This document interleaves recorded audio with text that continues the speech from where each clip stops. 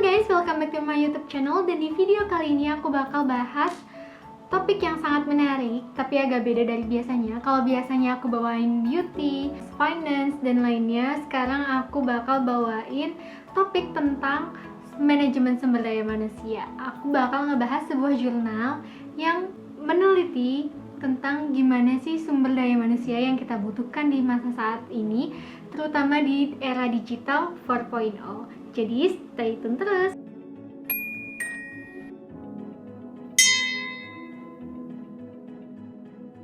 Nah, jurnal yang akan aku bahas kali ini adalah jurnal dari Johann Oskar Ohm dan Mashhu Zuldak Mahazan. Nah, jurnal ini tuh diterbitkan di BECOS atau Business, Economic, Communication, and Social Science volume 2 nomor 1 Januari 2020.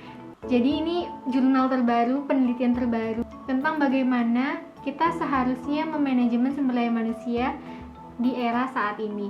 Nah, dengan judul Strategi Pengolahan SDM dalam Peningkatan Kinerja Perusahaan Berkelanjutan di Era Industri 4.0. Dari judulnya aja udah kelihatan menarik ya. Nah, industri saat ini kan udah berkembang dengan pesat.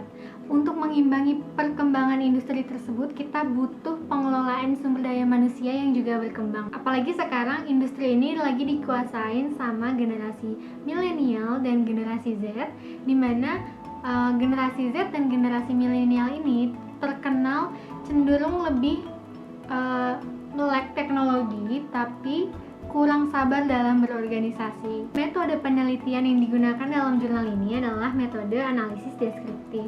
Jadi dengan cara menguraikan data-data yang didapat dengan cara studi kepustakaan dan selanjutnya diformulasikan dari hasil studi kepustakaan tersebut untuk dianalisis. Nah, sekarang aku mau bahas dulu tentang era digital 4.0. Era digital 4.0 udah jelas banget ya namanya digital, jadi apa-apa tuh serba otomatis, terus pakai teknologi yang canggih, pakai HP, pakai komputer, semuanya sudah serba up to date. Nah, tapi era digital 4.0 ini nggak dapat dilihat dari segi robotik atau otomasi produksi aja, tapi kita juga harus ngelihat dari secara keseluruhan proses bisnis, mulai dari tahap pembelian material, proses produksi, sampai ke distribusi pelanggan. Di ketiga area ini, proses otomasi tersebut dibutuhkan sehingga pekerjaan bisa berjalan lebih efisien dan menjadi competitive advantage bagi perusahaan.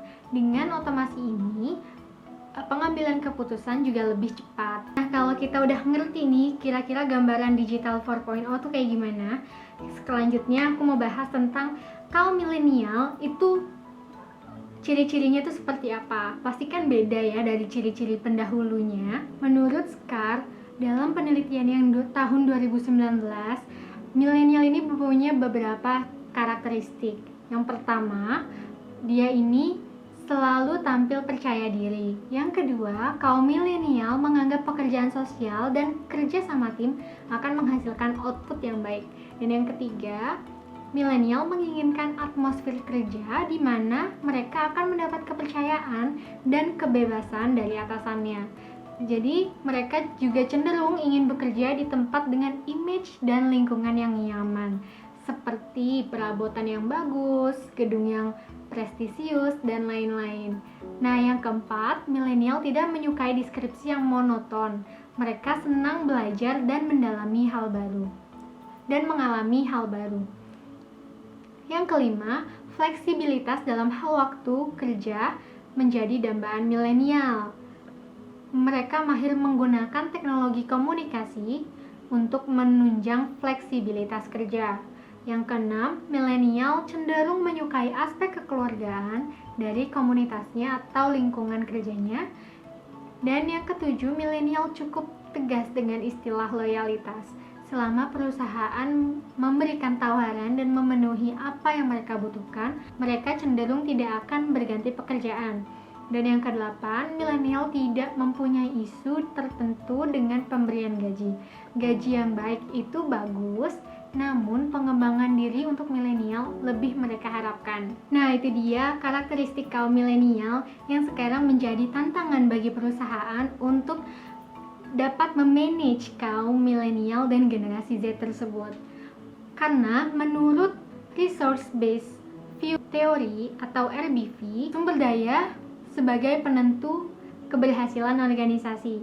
Jadi organisasi harus dapat mengembangkan SDM-nya agar penuh pengetahuan, kemampuan kerja, kapabilitas, dan karakter lain yang dibutuhkan, mencapai potensi penuh dan memberikan nilai tambah bagi organisasi untuk pertumbuhan yang berkelanjutan. Dan menurut teori sumber daya manusia, human capital sebagai pengetahuan dan kemampuan kerja yang diperoleh melalui pendidikan dan pelatihan.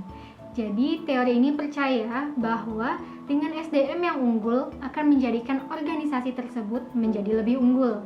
Satunya dengan pengembangan budaya dan iklim organisasi menjadi faktor penting untuk mendukung kinerja SDM karena adanya perbedaan persepsi dan motivasi para SDM dalam bekerja. Jadi, perusahaan juga harus mampu mengembangkan budaya organisasi yang sedemikian rupa agar SDM-nya dapat berkembang. Ketika SDM telah mengenal budaya organisasinya, maka cara kerja akan menjadi lebih akrab bagi SDM dan meningkatkan moral, semangat, kerjasama tim, pembagian informasi, dan penerimaan ide baru. Pengelolaan SDM yang baik dimulai dari bagaimana mempersiapkan sistem kerja yang dapat menunjang performansi kerja terbaik. Ciri-ciri sistem kerja dengan performansi tinggi yaitu pengembangan kemampuan kerja atau skill yang diperlukan untuk menyelesaikan tugas yang diberikan, menetapkan kebijakan remunerasi dan manajemen kerja, serta memberikan motivasi. Nah, strategi pengelolaan SDM yang berfokus pada peningkatan kinerja perusahaan dapat dianalisis dengan model AMO atau Ability, Motivation, and Opportunity. Setiap karyawan akan memberikan performansi apabila memiliki 3 aspek, yaitu kemampuan, motivasi, dan opportunity. Yang pertama, ability. Karyawan dapat memberikan performansi terbaiknya bila dilengkapi dengan kemampuan kerja yang baik, mempunyai pengalaman akan solusi masalah atau experience, mempunyai komitmen terhadap apa yang dikerjakan, dan antusias dalam mengerjakan tugas yang diberikan. Karyawan yang memiliki keterampilan, kemampuan, pengalaman, dan didukung dengan kecakapan dalam menggunakannya untuk kepentingan organisasi dapat memberikan kontribusi yang signifikan terhadap kesuksesan organisasi. Nah, ini merupakan kunci utama keunggulan kompetitif. Kedua, motivasi. Karyawan harus diberi motivasi dengan membangun budaya dan iklim organisasi yang mendukung pertumbuhan bisnis. Peningkatan motivasi internal dan kreativitas dapat meningkatkan efektivitas dalam pengambilan keputusan, terutama dalam penerapan teknologi informasi dan komunikasi yang terbaru. Budaya dan iklim organisasi harus dapat menanamkan semangat untuk bertumbuh, berusaha untuk bekerja lebih baik, memiliki kemampuan untuk melihat dan melakukan pendekatan berbeda, dan mandiri dalam berusaha. Budaya dan iklim organisasi ini akan membuat karyawan memberikan performansi yang luar biasa, sehingga pertumbuhan perusahaan terus meningkat dan berkelanjutan. Yang ketiga, opportunity. Aspek budaya dan iklim perusahaan memainkan peranan yang sangat penting dalam transformasi karyawan menuju industri 4.0, di mana karyawan yang sudah termotivasi harus diberikan kesempatan untuk berkembang dan bertumbuh, yaitu memberikan kesempatan dalam pengambilan risiko atau risk taking. Selain itu, kemampuan dalam beradaptasi diperlukan sebagai ruang berkreasi dalam memaksimalkan kesempatan yang diberikan. Nah, ketiga kombinasi strategi dari AMO ini akan memacu karyawan mengeluarkan potensi terbaik dalam bekerja sehingga dapat meningkatkan produktivitas kerja. Hal ini akan berdampak pada pertumbuhan pendapatan perusahaan atau growth revenue dan penurunan biaya atau lower cost. Pertumbuhan dan pendapatan dan penurunan biaya akan menyebabkan pertumbuhan keuntungan atau profit growth yang selaras dengan keberlangsungan perusahaan dalam jangka panjang atau sustainability competitive advantage. Jadi yang dapat aku simpulkan dari jurnal ini bahwa peningkatan kinerja SDM yang berkelanjutan pada organisasi di era digital 4.0 dapat dilakukan dengan menerapkan strategi AMO yang berfokus pada peningkatan kinerja perusahaan. Model AMO merupakan model yang sesuai untuk digunakan dalam menghadapi tantangan organisasi di era digital 4.0. Karyawan akan memberikan performansi yang optimal dalam bekerja di organisasi apabila ketiga aspek tersebut telah dimiliki. Maka organisasi harus memberikan peningkatan kompetensi karyawan, memiliki kultur organisasi yang baik, dan memberikan kesempatan bagi karyawan untuk berkembang.